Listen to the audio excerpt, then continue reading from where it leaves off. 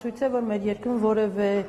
գերատեսչություն իր տեղում չի, որովհետև եթե այս դեպքը լիներ, չգիտեմ, ուրիշ երկրում, դրա հետքով կգնային նույն ՄԻՊ-ը, իսկ մեր մոտ ՄԻՊ-ը ինչ որ անատամ, ողնաշար հայտարարություններով է շարունակում հանդես գալ, այն դեպքում, երբ Նիկոլ Փաշինյանին է սկսում պաշտպանել, եւ ես հիշում եմ, մենք տարիներ առաջ իրեն ՆԻՊ էինք կոչում, հենց Նիկոլ Փաշինյանի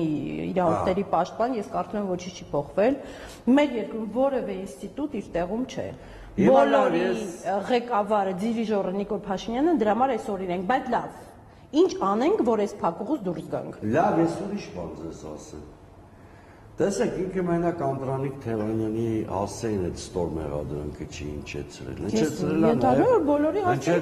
նաև իրեն հիմքետ չէ։ Ընդդիմության 3-4 լիդերի մասը։ Այո։ Եթե մենք նորմալ երկրում ապրենք, հիմա իրավապահ մարմինները Նիկոլ Փաշինյանին տիկան չեն, կամ ինքը բոլորիս ըստ էության լրտեսության ինքնին ներկայացնել ապացույցները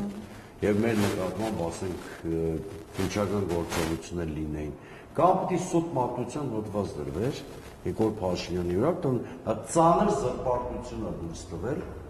ընդդիմադիր լիդերների հասցեին։ Այո, փակուղի է, բայց փակուղին երկու ելք ունի։ Առաջինը ակտիվ մասնակցել հունիսի 7-ի ընտրություններին, գերց դրանից էլ վախեցած փորձում է հասարակության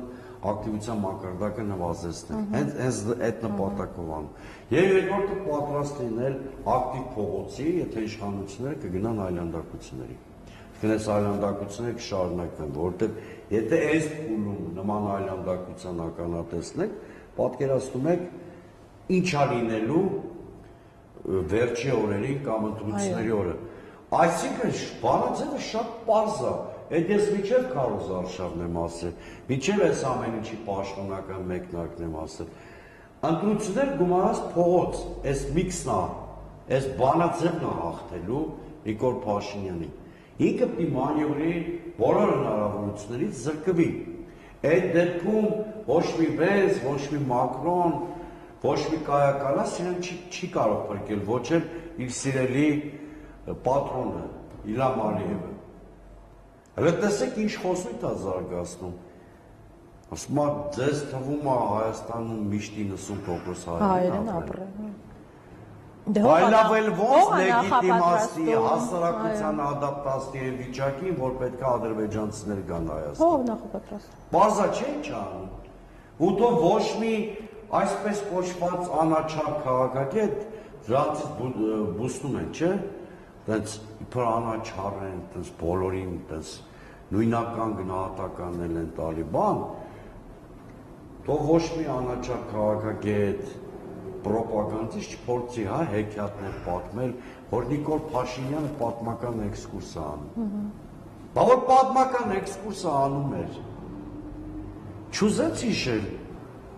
որ երկրի շնորհիվ է, որ հայությունը ստեղ